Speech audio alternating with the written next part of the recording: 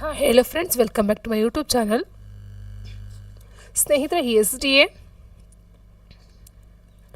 ಹೈದರಾಬಾದ್ ಕರ್ನಾಟಕಕ್ಕೆ ಸಂಬಂಧಪಟ್ಟಂತೆ 22/2/2026 ನಡೆದಿರ್ತಕ್ಕಂಥ ಒಂದು ಪ್ರಶ್ನೆ ಪತ್ರಿಕೆ ಕನ್ನಡ ವರ್ಷನ್ ಅಂದರೆ ಕನ್ನಡ ಪೇಪರ್ ನೋಡ್ತಾ ಹೋಗೋಣ. ಸೊ ಫಸ್ಟ್ ಕ್ವಶನ್ ನೋಡ್ತಾ ಹೋದ್ರೆ, ಈ ಕೆಳಗೆ ನೀಡಲಾಗಿರುವ ವಾಕ್ಯಕ್ಕೆ ಸರಿಯಾದ ಲೇಖನ ಚಿಹ್ನೆಗಳನ್ನು ಹಾಕಿರುವ ಆಯ್ಕೆಯನ್ನು ಗುರುತಿಸಿ ಅಂತ ಕೊಟ್ಟಿದ್ದಾರೆ. ಹುಂಚಿ ಮರದಲ್ಲಿ ದೆವ್ವಗಳು ಇರ್ತಾವಂತೆ, ಇದರಲ್ಲಿ ದೆವ್ವ ವಾಸ ಮಾಡ್ತಿತ್ತಂತೆ, ಅದಕ್ಕೆ ಕಡಿದು ಬಿಟ್ಟರು ಸಾಹುಕಾರರು. ಇದು ಒಂದು ವಾಕ್ಯ ಕೊಟ್ಟಿದ್ದಾರೆ. ಸೊ ಸರಿಯಾದಂಥ ಒಂದು ಉತ್ತರ ನೋಡ್ತಾ ಹೋದ್ರೆ ಸ್ನೇಹಿತರೆ ನೋಡಿ, ಒಂದು ಸಾಮಾನ್ಯ ವಾಕ್ಯ ಅಥವಾ ಒಂದು ಮಿಶ್ರ ವಾಕ್ಯ, ಸಂಯೋಜಿತ ವಾಕ್ಯ ಅಂತ ನೋಡ್ತಾ ಹೋದಾಗ ಈ ಎರಡು ವಾಕ್ಯಗಳು ಬಂದಾಗ ಏನಾಗುತ್ತೆ ಅಂದರೆ ಕಾಮ ಬರುತ್ತೆ, ಹೌದಾ? ಸೊ ಇದ್ರ ಪ್ರಕಾರ ನೋಡ್ತಾ ಹೋದಾಗ ಫಸ್ಟ್ ಒಂದು ತಪ್ಪಾಗುತ್ತೆ ಸ್ನೇಹಿತರೆ, ಎರಡನೇದು ತಪ್ಪಾಗುತ್ತೆ. ಹುಂಚಿ ಮರದಲ್ಲಿ ದೆವ್ವಗಳು ಇರ್ತಾವಂತೆ, ಇದರಲ್ಲಿ ದೆವ್ವ ವಾಸ ಮಾಡ್ತಿತ್ತಂತೆ, ಅದಕ್ಕೆ ಕಡಿದು ಬಿಟ್ಟು ಸಾಹುಕಾರರು. ಸೊ ಇದಕ್ಕೆ ಏನು ಡಿಫ್ರೆನ್ಸ್ ಇದೆ ಅಂತ ಹೇಳಿದ್ರೆ ಸ್ನೇಹಿತರೆ, ಇಲ್ಲಿ ಫುಲ್ ಸ್ಟಾಪ್ ಇದೆ, ಇಲ್ಲಿ ಕಾಮ ಇದೆ. ಓಕೆ, ಸೊ ಇದು 5th ಸ್ಟ್ಯಾಂಡರ್ಡ್ ಟೆಕ್ಸ್ಟ್ ಬುಕ್ಕಲ್ಲಿ ಇದೆ. ಅಂದರೆ ನಾನು ಮತ್ತೆ ಹುಂಚಿ ಮರ ಅಂತ ಒಂದು ಚಾಪ್ಟರ್ ಇದೆ, ಅಧ್ಯಯನ. ಸೊ ಅದರಲ್ಲಿ ಇರ್ತಕ್ಕಂಥ ನಾವು ನೋಡ್ತಾ ಹೋದಾಗ ಹುಂಚಿ ಮರದಲ್ಲಿ ದೆವ್ವಗಳು ಇರ್ತಾವಂತೆ, ಇದರಲ್ಲಿ ದೆವ್ವ ವಾಸ ಮಾಡ್ತಿತ್ತಂತೆ, ಅದಕ್ಕೆ ಕಡಿದು ಬಿಟ್ಟು ಸಾಹುಕಾರರು. ಸೊ ಇದು ಈ ಒಂದು ವಾಕ್ಯ ಈ ಒಂದು ಟೆಕ್ಸ್ಟ್ ಬುಕ್ಕಲ್ಲಿ ಇರ್ತಕ್ಕಂಥದ್ದು. ಬಟ್ ನಮ್ಮ ಒಂದು ಪ್ರಕಾರ ಏನಾಗುತ್ತೆ, ಕಾಮ ಬರಬೇಕು, ಹೌದಾ? ಒಂದು ವಾಕ್ಯ ಕಂಪ್ಲೀಟ್ ಆಗಿ ನೆಕ್ಸ್ಟ್ ಒಂದು ವಾಕ್ಯ ತೊಗೊಳ್ತೀವಿ ಅಂತ ಹೇಳಿದಾಗ ಅಲ್ಲಿ ಕಾಮ ಬರಬೇಕು ನಮ್ಮ ಒಂದು ಪ್ರಕಾರ. ಬಟ್ ಇದು ಆನ್ಸರ್ ಇರ್ತಕ್ಕಂಥದ್ದು ಈ ಒಂದು ಸ್ಟೇಟ್ಮೆಂಟ್ಗೆ ಈ ಒಂದು ಲೇಖನ ಚಿಹ್ನೆಗಳನ್ನು ಕೊಟ್ಟಿರ್ತಕ್ಕಂಥದ್ದು ಆಗಿದೆ ಸ್ನೇಹಿತರೆ.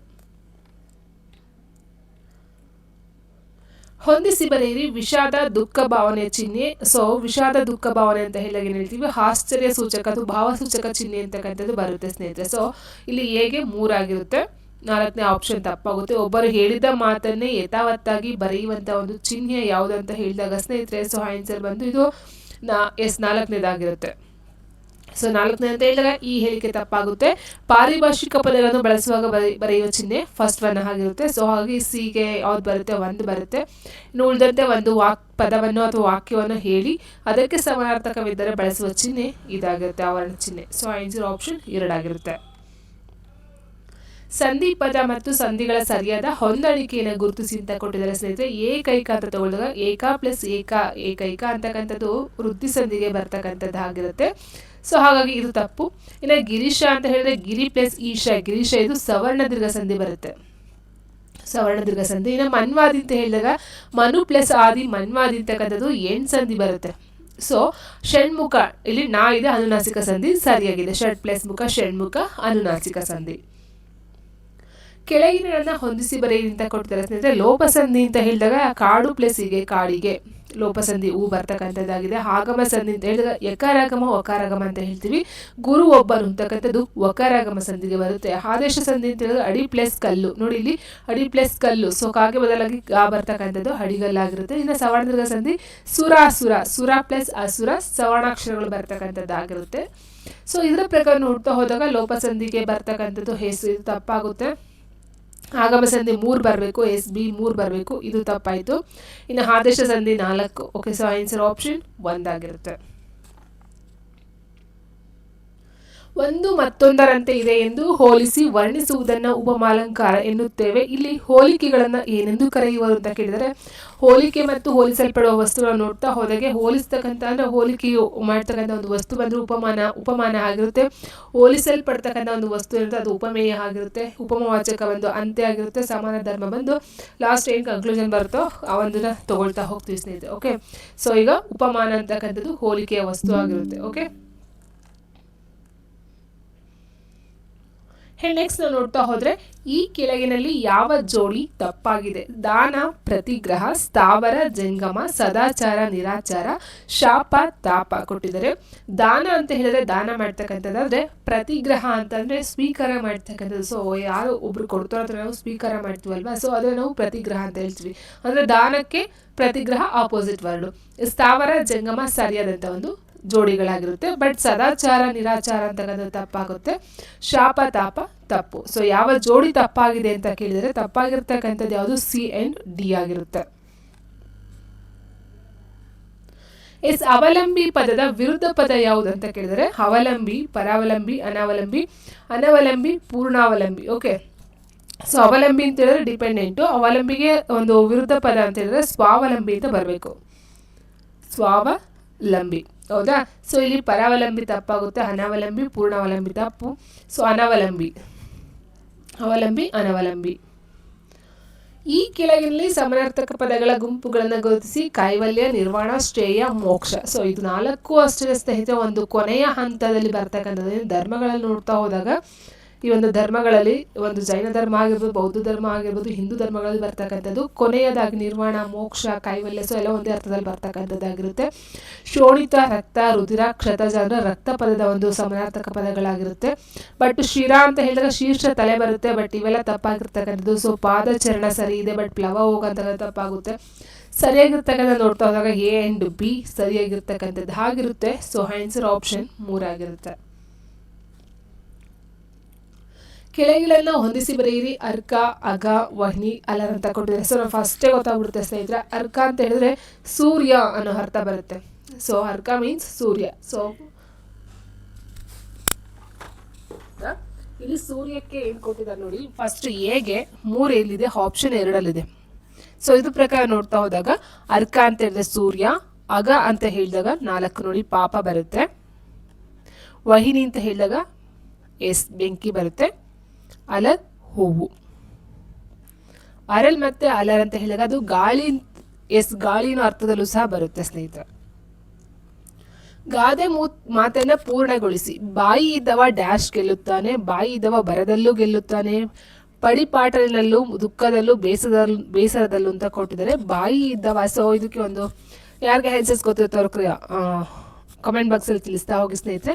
ಸೊ ಅಷ್ಟು ಇದು ಒಂದು ಗಾದೆ ಮತ್ತು ಅಷ್ಟು ಫೇಮಸ್ ಆಗೇನಿಲ್ಲ. ಸೊ ಇತ್ತೀಚಿನ ಒಂದು ಇದರಲ್ಲಿ ಕೊಟ್ಟಿರ್ತಕ್ಕಂಥ ಒಂದು ಪ್ರಶ್ನೆ ಇದಾಗಿರುತ್ತೆ.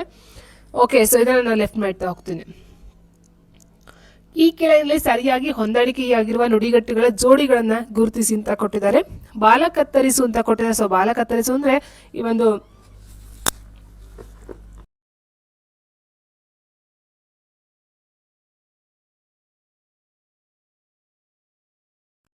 ಬಾಲ ಕತ್ತರಿಸು ಅಂತ ಹೇಳಿದ್ರೆ ಉಗ್ರವಾಗಿ ಕತ್ತರಿಸು ಅಂತ ಕೊಟ್ಟಿದ್ದಾರೆ. ಸೊ ತಪ್ಪಾದಂತಹ ಒಂದು ಹೇಳಿಕೆ. ರೈಲು ಬಿಡು ಅಂತ ಹೇಳಿದ್ರೆ ಸುಳ್ಳು ಹೇಳುವ ಅರ್ಥದಲ್ಲಿ ಬರುತ್ತೆ. ಇನ್ನು ಉಭಯ ಸಂಕಟ ಅಂತ ಹೇಳಿದ್ರೆ ಸ್ನೇಹಿತರೆ 2 ಇಕ್ಕಟ್ಟಿನ ಪರಿಸ್ಥಿತಿಯಲ್ಲಿ ಒಬ್ಬ ಸೇರ್ಕೊಳ್ತಕ್ಕಂಥದ್ದು. ಇಬ್ಬರು ಸಂಕಟ ಪಡೋದಲ್ಲ, 2 ಇಕ್ಕಟ್ಟಿನ ಪರಿಸ್ಥಿತಿಯಲ್ಲಿ ಒಬ್ಬ ಸಿಗ್ತಕ್ಕಂಥದ್ದು ನಾವು ಉಭಯ ಸಂಕಟ ಅಂತ ಕರಿತೀವಿ. ಸೊ ಪ್ರಾಣ ಹಿಂಡು ಅಂತ ಹೇಳಿದ್ರೆ ಬಹಳ ಪೀಡಿಸುವ ಅರ್ಥ ಬರುತ್ತೆ. ಸೊ ಹಾಗಾಗಿ ಇಲ್ಲಿ ನೋಡಬಹುದು ಆನ್ಸರ್ ಬಿ ಮತ್ತೆ ಡಿ ಅಂತ ತಗೊಳ್ಬೇಕಾಗುತ್ತೆ. ಆನ್ಸರ್ 2 ಆಗಿರುತ್ತೆ. ಮತ್ತೊಂದು ಹೊಂದಿಸಿ ಬರೆಯಿರಿ. ಚಟ್ನಿಯಾಗು ದಾರಿದೀಪ ನಾಯಿ ಜನ್ಮ ನೆತ್ತಿಗೇರು. ಚಟ್ನಿಯಾಗ ಅಂತ ಹೇಳಿದ್ರೆ ಇಲ್ಲಿ ಕೊಟ್ಟಿರ್ತಕ್ಕಂಥಲ್ಲಿ ಅರೆದು ಹೋಗು. ಹೌದಾ. ಸೊ ಇದೆಂತ ತುಂಬ ಈಸಿ. ದಾರಿದೀಪ ಅಂತ ಹೇಳಿದಾಗ ಮಾರ್ಗದರ್ಶಿ ಅಂತ ಅರ್ಥ ಬರುತ್ತೆ. ನಾಯಿ ಜನ್ಮ ಅಂತ ಹೇಳಿದ್ರೆ ಹೀನ ಬಾಳು, ನೆತ್ತಿಗೇರು ಅಂದರೆ ಗರ್ವ ತುಂಬು. ಸೊ ಆನ್ಸರ್ ಯಾವುದಾಗುತ್ತೆ ಇಲ್ಲಿ? ಚಟ್ನಿಯಾಗು ಒಂದಕ್ಕೆ 2 ಬರುತ್ತೆ. So answer option 3. ಆಧುನಿಕ ಕನ್ನಡ ಸಾಹಿತ್ಯದಲ್ಲಿ ರಚನೆಯಾದ ಮೊದಲ ಸಣ್ಣ ಕಥೆಯನ್ನು ಗುರುತಿಸಿ ಅಂತ ಕೇಳಿದರೆ ಸ್ನೇಹಿತರೆ, ನನ್ನ ಚಿಕ್ಕ ತಾಯಿ ಇರ್ತಕ್ಕಂಥದ್ದು ಒಂದು 1900ರಲ್ಲಿ ಪಂಜೆ ಮಂಗೇಶ ರಾಯರು. ಓಕೆ, ಸೊ ಪಂಜೆ ಮಂಗೇಶ ರಾಯರು ರಚನೆ ಮಾಡಿರ್ತಕ್ಕಂಥದ್ದು ನನ್ನ ಚಿಕ್ಕ ತಾಯಿ. ಬದ್ದವಣಂ ಬಾಜಿಸಿದುವು ವೀದಿ ವೀದಿಯೋಲ್. ಈ ವಾಕ್ಯದಲ್ಲಿರುವ ವಿರುಕ್ತಿಯನ್ನು ಗುರುತಿಸಿ ಅಂತ ಕೊಟ್ಟಿದ್ದಾರೆ. ಸರಿಯಾದ ಉತ್ತರ ಆಪ್ಷನ್ 3 ವೀದಿ ವೀದಿ. ತುಂಬ ಈಸಿ ಇದೆ. ನಾಮವಾಚಕ ಅಂತ ಹೇಳಿದಾಗ ಇಲ್ಲಿ ಸ್ಥಿತಿ ಬರ್ತದೆ. ಗುಣವಾಚಕ ಅಂತ ಹೇಳಿದ್ರೆ ಒಳ್ಳೆಯವನು. ಸಂಖ್ಯಾವಾಚಕ ಕೋಟಿ ಬರುತ್ತೆ. ಸರ್ವನಾಮ ಅವನು ಬರುತ್ತೆ. ಸೊ 4 ಸರ್ವನಾಮ ಅವನು 4 ಇದೆ. So answer option 1. ನಮ್ಮ ಮನೆಯಲ್ಲಿ ದೊಡ್ಡ ನಾಯಿ ಇದೆ. ಈ ವಾಕ್ಯದಲ್ಲಿ ಗುಣವಾಚಕವನ್ನ ಕೇಳಿದೆ. ಸೊ ಇಲ್ಲಿ ಮನೆ ಅಂತ ಹೇಳಿದಾಗ ಇದೊಂದು ನಾಮಪದ ಆಗುತ್ತೆ. ನಮ್ಮ ಅಂತಕ್ಕಂಥದ್ದು ಸರ್ವನಾಮಕ್ಕೆ ಬರುತ್ತೆ. ನಾಯಿ ಅಂತಕ್ಕಂಥದ್ದು ಇದೊಂದು ನಾಮಪದ ಆಗುತ್ತೆ. ದೊಡ್ಡ ಅಂತಕ್ಕಂಥದ್ದು ಗುಣವಾಚಕ. ಕೆಳಗಿನ ವಾಕ್ಯದಲ್ಲಿ ಅಡಿಗರಿಳಿದ ಪದದ ಸರಿಯಾದ ಶಬ್ದ ರೂಪವನ್ನು ಗುರುತಿಸಿ. ಭೂಮಿಯ ಗುರುತ್ವಾಕರ್ಷಣ ಶಕ್ತಿಯಿಂದ ಸೃಷ್ಟಿಯ ಪ್ರಕ್ರಿಯೆ ನಡೆಯುತ್ತಾ ಬಂದಿದೆ ಅಂತ ಕೊಟ್ಟಿದ್ದಾರೆ. ಸೊ ಗುರುತ್ವಾಕರ್ಷಣ ಅಂತ ಹೇಳಿದಾಗ ತಾಗೆ ದೀರ್ಘ ಬರಬೇಕು ಅಷ್ಟೇ, ಮಿಕ್ಕಿದೆಲ್ಲ ಸರಿ ಇದೆ ಸ್ನೇಹಿತರೆ. ತಾಗೆ ದೀರ್ಘ ಬರಬೇಕು. So answer option 3. ನಾಳೆ ಖಗ್ರಾಸ ಸೂರ್ಯಗ್ರಹಣವಿದೆ. ಸೊ ಖಗ್ರಾಸ ಅಂತ ಹೇಳಿದಾಗ ಆಪ್ಷನ್ 3 ಇದು ಸರಿಯಾಗಿದೆ ಸ್ನೇಹಿತರೆ. ಕೆಳಗಿನ ಯಾವ ಸಂಧಿ ಪದವನ್ನು ತಪ್ಪಾದ ಕ್ರಮದಲ್ಲಿ ಬಿಡಿಸಿ ಬರೆಯಲಾಗಿದೆ ಕೇಳಿದ್ರೆ, ಷಡಾನನ ಷಡ್ ಪ್ಲೇಸ್ ಆನನ ಷಡಾನನ ಸರಿ ಇದೆ. ಪಿತ್ರಾರ್ಜಿತ ಪಿತೃ ಪ್ಲೇಸ್ ಅರ್ಜಿತ ಅದು ಸರಿ ಇದೆ. ವನೌಷಧ ವನ ಪ್ಲೇಸ್ ಔಷಧ, ಸೊ ಇದು ಸರಿ ಇದೆ, ವೃದ್ಧಿ ಸಂಧಿ ಬರುತ್ತೆ. ಇನ್ನು ಮನ್ವಂತರ ಹೇಳಿದಾಗ ಮನು ಪ್ಲೇಸ್ ಅಂತರ ಬರುತ್ತೆ. ಮನು ಪ್ಲಸ್ ಅಂತರ ಬರುತ್ತೆ. ಸೊ ಅದೊಂದು ಹೆಣ್ಸಂಧಿ. ಸೊ ಇದು ತಪ್ಪಾಗಿರ್ತಕ್ಕಂಥದ್ದು. ಶುಂಠಿ ತತ್ಸಮ ಪದ ತದ್ಭವ ರೂಪ ಕೇಳಿದರೆ ಶುಂಠಿ ಅಂತ ಹೇಳಿದಾಗ ಅದಕ್ಕೆ ಸರಿಯಾದಂಥ ಒಂದು ಉತ್ತರ ಅಂತ ಹೇಳಿದಾಗ ಶುಂಠಿ ಬರುತ್ತೆ ಸ್ನೇಹಿತರೆ. ಶಾಗೆ ಬರ್ತಕ್ಕಂಥದ್ದಾಗಿರುತ್ತೆ. ಬಟ್ ಇಲ್ಲಿ ಏನು ಕೊಟ್ಟಿದ್ದಾರೋ ಸೊಂಟಿ ಅಂತ ಕೊಟ್ಟಿದ್ದಾರೆ. ಸೊ ಇದು ತಗೊಳ್ತಾ ಹೋಗ್ತೀವಿ. ನೋಡೋಣ ಯಾವ್ದು ಕೊಡ್ತಾರೆ ಆನ್ಸರ್ ಅಂತ. ಇನ್ನು ತತ್ಸಮ ತದ್ಭವ ನೋಡ್ತಾ ಹೋದಾಗ ಸ್ನುಷ ಸೊಸೆ ಸರಿ ಇದೆ ಸ್ನೇಹಿತರೆ. ಎಸ್ ಮಯೂರಾಗೆ ಮೂರ ಬರಲ್ಲ, ಮೋರ ಬರುತ್ತೆ. ಮೋರ ತಪ್ಪಾಗಿದೆ. ಶಿಲ್ಪಿಕ ಚಿಪ್ಪಿಗ ಸರಿ ಇದೆ. ಬ್ರಾಹ್ಮಣಗೆ ಬ್ರಹ್ಮಗೆ ಅಂತ ಬರುತ್ತೆ, ಇದು ತಪ್ಪಿದೆ. ಸೊ ಹಾಗಾಗಿ ಇಲ್ಲಿ ಏನಾಗುತ್ತೆ, ಎ ಮತ್ತೆ ಸಿ ಸರಿ ಇದೆ. ಎ ಮತ್ತೆ ಸಿ.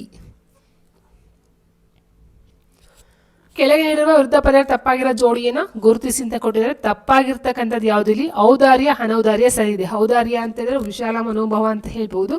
ಅನೌದಾರ್ಯ ಅಂದರೆ ಕುಂಠಿತ ಅಥವಾ ಈ ಒಂದು ಕೀಳು ಅಂತ ಏನು ಹೇಳ್ತೀವೋ ಸೊ ಆ ಒಂದು ಮನಸ್ಥಿತಿನ ಹೊಂದಿರ್ತಕ್ಕಂಥ ಹೇಳ್ಬೋದು. ಅಥವಾ ಧಾರಾಳುತನ, ಔದಾರ್ಯ ಧಾರಾಳುತನ ಬರುತ್ತೆ. ಅನೌದಾರ್ಯಗೆ ಜಿಪುಣತನ ಅಂತ ಹೇಳ್ತೀವೋ ಸೊ ಆ ರೀತಿ ಬರ್ತಕ್ಕಂಥದ್ದಾಗಿರುತ್ತೆ. ಇನ್ನು ವ್ಯಯ ಅಪವ್ಯಯ ಸರಿ ಇದೆ. ಶಮನ ಉಲ್ಬಣ ಸರಿ ಇದೆ. ಶಮನ ಅಂದರೆ ನಶಿಸ್ತಕ್ಕಂಥ, ಉಲ್ಬಣ ಅಂದರೆ ಜಾಸ್ತಿ ಆಗ್ತಕ್ಕಂಥದ್ದು. ಮಧುರ ಸುಮಧುರ ಇದೆರಡು ಸಮಾನಾರ್ಥಕ ಪದಗಳು ಬರ್ತವೆ. ಸೊ ಹಾಗಾಗಿ ಆನ್ಸರ್ ಆಪ್ಷನ್ ಡಿ ಮಾತ್ರ.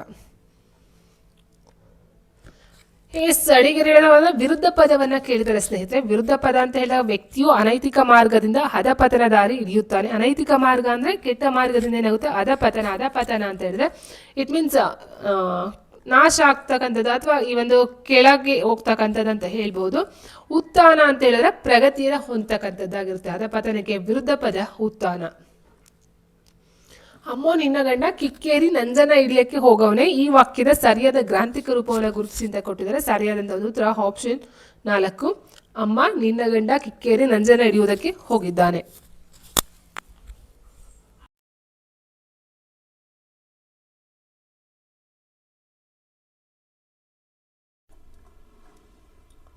ಬ್ಯಾಸಗಿ, ಪುನ್ನಾಳ, ತ್ವಾಟ, ಹೋಳಿ ಈ ಪದಗಳ ಗ್ರಾಂಥಿಕ ರೂಪದ ಸರಿಯಾದ ಆಯ್ಕೆಯನ್ನು ಗುರುತಿಸಿ ಅಂತ ಕೊಟ್ಟಿದ್ದಾರೆ. ಹೋಳಿ ಹೊಳೆ ಬರುತ್ತೆ ಸ್ನೇಹಿತರೆ. ಸೊ ಹಾಗಾಗಿ ಇನ್ನು ನೋಡ್ತಾ ಹೋದರೆ 4ನೇದು ತಪ್ಪಾಗುತ್ತೆ. ಇನ್ನು ತೋಟ, ತ್ವಾಟ, ತೋಟ ಬರುತ್ತೆ. ಸೊ ಹೌದಾ, ಸೊ ಅದೇನ ನೋಡ್ತಾ ಹೋದರೆ ಫಸ್ಟ್ ಒನ್ ಗೊತ್ತಾಯ್ತದೆ, ಆಪ್ಷನ್ 2. ಗದ್ಯ ಪದ್ಯ ಮಿಶ್ರಣವಾಗಿರುವ ಕಾವ್ಯ ಪ್ರಕಾರವನ್ನು ಏನೆಂದು ಕರೆಯುತ್ತಾರೆ? ಸೊ ಗದ್ಯ ಪದ್ಯ ಮಿಶ್ರಣ ಅಂತ ಹೇಳಿದಾಗ ಅದು ಚಂಪು ಕಾವ್ಯ ಆಗಿರುತ್ತೆ. ಆಪ್ಷನ್ 3. ಕಣ್ಕಾಣದೆ ಇದ್ದನು ಈ ವಾಕ್ಯದಲ್ಲಿ ಅಡಿಗೆರೆ ಇಡದ ಪದದ ಸಮಾಸವನ್ನ ತಿಳಿಸಿ ಅಂತ ಕೊಟ್ಟಿದ್ದಾರೆ. ಕಣ್ಕಾಣದೆ, ಕಣ್ಣು ಪ್ಲಸ್ ಕಾಣದೆ, ಕಣ್ಗಾಣದೆ. ಸೊ ಕಣ್ಣು ಪ್ಲಸ್ ಕಾಣದೆ ಅಂತ ಇದ್ದಾಗ ಅದು ಕ್ರಿಯಾ ಸಮಾಸ ಬರುತ್ತೆ. ಅಂದರೆ ಕ್ರಿಯೆ ಜರುಗ್ತಕ್ಕಂಥದ್ದು ಅಥವಾ ಒಂದು ಕ್ರಿಯೆಯನ್ನು ತೋರಿಸ್ತಕ್ಕಂಥದ್ದಾಗಿರುತ್ತೆ. ಸೊ ಆಪ್ಷನ್ 2 ಕ್ರಿಯಾ ಸಮಾಸ. ಈ ಕೆಳಗಿನಲ್ಲಿ ಸರಿಯಾದ ಸಮಾಸದ ಜೋಡಿಯನ್ನು ಗುರುತಿಸಿ. ಇತ್ತಂಡ. ಸೊ ಇತ್ತಂಡ ಮೀನ್ಸ್ 2 ಪ್ಲಸ್ ತಂಡ ಬರುತ್ತೆ. 2 ಪ್ಲಸ್ ತಂಡ, ಇತ್ತಂಡ. ಸೊ ಹಾಗಾಗಿ ಇಲ್ಲೇನಾಗುತ್ತೆ, 2 ಅಂತಕ್ಕಂಥದ್ದು ದ್ವಿಗು ಸಮಾಸ, ಇದು ಸರಿ ಇದೆ. ಎಳವಳ್ಳಿ ಅಂತ ಹೇಳಿದಾಗ ಇದು ಕರ್ಮಧಾರಿಯ ಸಮಾಸಕ್ಕೆ ಬರುತ್ತೆ ಸ್ನೇಹಿತರೆ. ಎಳವಳ್ಳಿ ಎಳೆಯದಾದ ಪ್ಲಸ್ ಬಳ್ಳಿ ಅಥವಾ ಎಳೆಯ ಪ್ಲಸ್ ಬಳ್ಳಿ ಕರ್ಮಧಾರಿಯ ಸಮಾಸ ಬರುತ್ತೆ. ಹಿಂದಲೆ ತಲೆಯ ಪ್ಲಸ್ ಹಿಂದೆ ಅದು ಅಂಶಿ ಸಮಾಸಕ್ಕೆ ಬರ್ತಕ್ಕಂಥದ್ದು. ಇನ್ನು ನೆಕ್ಸ್ಟ್ ನಾವು ನೋಡ್ತಾ ಹೋದರೆ ನಡುಬೆನ್ನು, ಇದು ಸಹ ಅಂಶಿ ಸಮಾಸಕ್ಕೆ ಬರುತ್ತೆ. ಓಕೆ, ಆ್ಯಂಡ್ ನೆಕ್ಸ್ಟ್ ನೋಡ್ತಾ ಹೋದರೆ ಈ ಕೆಳಗಿನ ಜೋಡಿಗಳಲ್ಲಿ ಯಾವುದು ಅಥವಾ ಯಾವುವು ಸರಿ ಹೊಂದಾಣಿಕೆ ಆಗುತ್ತವೆ? ಗಾವುದಗಳನ್ನು ನೋಡಿ, ಪ್ರಥಮ ಹೂ ಬರುತ್ತೆ ಸ್ನೇಹಿತರೆ. ಪ್ರಥಮವು ದ್ವಿತೀಯ ಹಣ್ಣು ಬರುತ್ತೆ, ಇದು ದ್ವಿತೀಯ ಆಯಿತು. ಆ್ಯಂಡ್ ಪಂಚಮಿ ಕೊಟ್ಟಿದ್ದಾರೆ, ಇದು ಮಕ್ಕಳಿಂದ. ಇಂದ ಅಂತಕ್ಕಂಥದ್ದು ತೃತೀಯ ಬರುತ್ತೆ. ಓಕೆ, ಸೊ ಪಂಚಮಿಗೆ ಬರ್ತಕ್ಕಂಥದ್ದು ದೇಸೆಯಿಂದ. ಸೊ ಇದು ತಪ್ಪಾಯಿತು. ಆ್ಯಂಡ್ ನೆಕ್ಸ್ಟ್ ಇಲ್ಲಿ ಗೆ ಕೊಟ್ಟಿದ್ದಾರೆ. ಗೆ ಬಂದು ಚತುರ್ಥಿ ಬರುತ್ತೆ. Okay, so Chaturthi. ಬಟ್ ಇಲ್ಲಿ ಏನಾಯಿತು, ಷಷ್ಠಿ ಕೊಟ್ಟಿದ್ದಾರೆ. ಷಷ್ಠಿ ಬಂದು ಆ ಬರುತ್ತೆ. ಪುಸ್ತಕದಲ್ಲಿ ಅಲ್ಲಿ ಬಂದಿದೆ, ಅಲ್ಲಿ ಸಪ್ತಮಿ ಸರಿ ಇದೆ ಸ್ನೇಹಿತರೆ. ಸೊ ಹಾಗಾಗಿ ಇಲ್ಲಿ ಯಾವುದು ಬರುತ್ತೆ ಅಂತ ಹೇಳಿದ್ರೆ ಆಪ್ಷನ್ ಡಿ ಮಾತ್ರ ಸರಿ ಇದೆ. ಸೊ ಯಾವ ಸರಿ ಹೊಂದಾಣಿಕೆ ಕೇಳಿದರೆ ಸರಿಯಾಗಿರ್ತಕ್ಕಂಥದ್ದು ಡಿ. ಮಗುವೇ ಇತ್ತ ಬಾ ಈ ವಾಕ್ಯದಲ್ಲಿ ಅಡಿಗೆರೆ ಇಡದ ಪದದಲ್ಲಿರುವ ವಿಭಕ್ತಿ ಪ್ರತ್ಯಯ ಯಾವುದು? ವಿಭಕ್ತಿ ಪ್ರತ್ಯಯ. ಸೊ ಮಗುವೇ ಅಂತ ಹೇಳಿದರೆ ಸೊ ಮಗು ವೇನಲ್ಲಿರ್ತಕ್ಕಂಥದ್ದು ಎ. So answer option 3. ಅಲರ್ಗಣ್ಣೆ ಎಂಬುದು ಈ ಕೆಳಗಿನಲ್ಲಿ ಯಾವುದಕ್ಕೆ ಉದಾಹರಣೆಯಾಗಿದೆ ಅಂತ ಕೇಳಿದರೆ ಇದು ನಾನು ಬಿಡ್ತಾ ಇದ್ದೀನಿ ಸ್ನೇಹಿತರೆ. ಸೊ ಆನ್ಸರ್ಸ್ ಗೊತ್ತಿರೋ ಕಮೆಂಟಲ್ಲಿ ತಿಳಿಸ್ಬೋದು. ಇಲ್ಲ ಆನ್ಸರ್ಸ್ ನಂಗೆ ಗೊತ್ತಾದರೆ ನಾನು ಡಿಸ್ಕ್ರಿಪ್ಷನ್ ಬಾಕ್ಸಲ್ಲಿ ಹಾಕಿರ್ತೀನಿ. ಓಕೆ, ಆ್ಯಂಡ್ ನೆಕ್ಸ್ಟ್ ಇಂಗ್ಲೀಷ್ನ ಪರ್ಸನಲ್ ಲೆಟರ್ಸ್ಗೆ ಸಂವಾದಿಯಾಗಿ ಬಳಕೆಯಾಗಿರುವ ವೈಯಕ್ತಿಕ ಪತ್ರಗಳನ್ನು ಹೀಗೆ ಕರೆಯುತ್ತಾರೆ ಅಂತ ಹೇಳಿದರೆ, ಸೊ ಇಲ್ಲಿ ಪರ್ಸನಲ್ ಲೆಟರ್ಸ್ ಅಂತ ಹೇಳಿದಾಗ ವೈಯಕ್ತಿಕ ಪತ್ರಗಳು, ಖಾಸಗಿ ಪತ್ರಗಳು ಅಥವಾ ಅನೌಪಚಾರಿಕ ಅಂತ ಬರುತ್ತೆ. ಅನೌಪಚಾರಿಕ, ಸೊ ವೈಯಕ್ತಿಕ, ಖಾಸಗಿ, ಅನೌಪಚಾರಿಕ ಒಂದು ಇದು ವ್ಯಾವಹಾರಿಕ ಔಪಚಾರಿಕ ಪತ್ರ ಅಂತಕ್ಕಂಥದ್ದು ಇದು ಅಫಿಷಿಯಲ್ ಲೆಟರ್ಸ್ಗೆ ಬರ್ತಕ್ಕಂಥದ್ದಾಗಿರುತ್ತೆ. ಔಪಚಾರಿಕ ಪತ್ರಗಳಿಗೆ ಸಂಬಂಧಿಸಿದಂತೆ ಕೆಳಗಿನ ಹೇಳಿಕೆಯಲ್ಲಿ ತಪ್ಪಾದದನ್ನು ಗುರುತಿಸಿ ಅಂತ ಕೊಟ್ಟಿದ್ದಾರೆ. ಪತ್ರದ ವಿಷಯ ಬರೀಬೇಕು, ಹೌದು ಡೆಫಿನೆಟ್ ಆಗಿ ಬರೀಲೇಬೇಕು. ತಪ್ಪಾಗದಂತೆ ಮುಖ್ಯ ಅಂಶಗಳನ್ನು ಮಂಡಿಸ್ತಕ್ಕಂಥದ್ದು ಸರಿಯಾಗಿದೆ ಸ್ನೇಹಿತರೆ. ಬಟ್ ಪತ್ರದ ಕೊನೆಗೆ ಎಡಗಡೆ ಪತ್ರ ಬರೆಯುವಾಗ ವಿಳಾಸ ಬರೀಬೇಕು ಅಂತ ಕೊಟ್ಟಿದ್ದಾರೆ. ಏನು ಮಾಡ್ತೀವಿ ಅಂತ ಹೇಳಿದ್ರೆ, ಪತ್ರ ಬರೀಬೇಕಾದ್ರೆ ಫಸ್ಟ್ ನಾವು ಮೇಲ್ಗಡೆನೆ ಹಿಂದೆ ಹಾಕ್ತಾ ಹೋಗ್ತೀವಿ. ಹಿಂದೆ ಅಥವಾ ಗೆ ಅಂತ ಇಲ್ಲೇ ಬರುತ್ತೆ. ಅದಾದ ನಂತರ ವಿಷಯ ಮಾನ್ಯರೆಲ್ಲ ಇಲ್ಲೇ ಒಂದೇ ಇದ್ರಲ್ಲಿ ಬರುತ್ತೆ. ಸೊ ಇದು ತಪ್ಪಾಗಿದೆ. ಆನ್ಸರ್ ಆಪ್ಷನ್ 3, ವ್ಯಕ್ತಿಯ ಭಾವನೆಗಳನ್ನು ಪ್ರಭಾವಿಯಾಗಿ ಮಂಡಿಸುವುದು ಸರಿಯಾಗಿದೆ. ಇಂಗ್ಲೀಷ್ ಕನ್ನಡ ಅಂಕಿಗಳ ಸರಿಯಾದ ಕಾಲಾನುಕ್ರಮವನ್ನು ಕೇಳಿದರೆ 1926 ಇದೆ, ಸರಿ ಇದೆ ಸ್ನೇಹಿತರೆ. ಸೊ ಇಲ್ಲಿ ಏನು ಆಯ್ಕೆ ಇದೆಯೋ, ಸೊ ಆನ್ಸರ್ ಆಪ್ಷನ್ 2 ಆಗಿರುತ್ತೆ. ಓಕೆ, ಕೆಳಗೆ ಕೊಟ್ಟಿರುವ ಏರುಪೇರಾದ ವಾಕ್ಯವನ್ನು ಸರಿ ಹೊಂದಿಸುವ ಉತ್ತರವನ್ನು ಗುಂಪನ್ನು ಗುರುತಿಸಿ ಅಂತ ಕೊಟ್ಟಿದ್ದಾರೆ. ತಾಯಿಯ ಮೇಲೆದ್ದ ಕೊನೆಗೆ ಹಿಡಿದು ಬಿಟ್ಟಳು ತಲೆ ಕೂದಲನ್ನು. ಸೊ ನೋಡಿ ಇಲ್ಲಿ ಸ್ನೇಹಿತರೆ, ಹಿಡಿದು ಬಿಟ್ಟಳು ಫುಲ್ ಸ್ಟಾಪು ಇದೆ, ಅದೊಂದು end point full stop and ಒಂದು ಕ್ರಿಯಾಪದ ಲಾಸ್ಟಲ್ಲಿ ಏನಿದೆಯೋ ಅಂದರೆ ಕ್ರಿಯಾಪದ ಒಂದು ವಾಕ್ಯದಲ್ಲಿ ಲಾಸ್ಟಲ್ಲಿ ಎಂಡಲ್ಲಿ ಬರ್ತಕ್ಕಂಥದ್ದಾಗಿರುತ್ತೆ. ಹಾಗಾಗಿ ಹಿಡಿದು ಬಿಟ್ಟಳು, ಸೊ ಇದು ಕ್ರಿಯಾಪದ ಲಾಸ್ಟ್ ಬರಬೇಕು, ಹೌದಾ. ಸೊ ಡಿ ಎಲ್ಲಿದೆ ಲಾಸ್ಟು, ಇಲ್ಲಿದೆ ನೋಡಿ. ಇದ್ರ ಪ್ರಕಾರ ನೋಡ್ತಾ ಹೋದರೆ ಫಸ್ಟು ಸಿ ತಗೊಳ್ಳೋಣ. ಕೊನೆಗೆ ಮೇಲೆದ್ದ ತಾಯಿಯ ತಲೆ ಕೂದಲನ್ನು ಹಿಡಿದು ಬಿಟ್ಟಳು. ಸೊ ಇದು ಸರಿಯಾದಂಥ ಒಂದು ವಾಕ್ಯ ರಚನೆ ಆಗಿರುತ್ತೆ. ಸೊ ಇದು ಬಂದು ಕನ್ನಡ STAHK ಹೈದರಾಬಾದ್ ಕರ್ನಾಟಕಕ್ಕೆ ಸಂಬಂಧಪಟ್ಟಂತೆ ಕೇಳಿರ್ತಕ್ಕಂಥ ಒಂದು ಪ್ರಶ್ನೆ ಪತ್ರಿಕೆ ಆಗಿರುತ್ತೆ.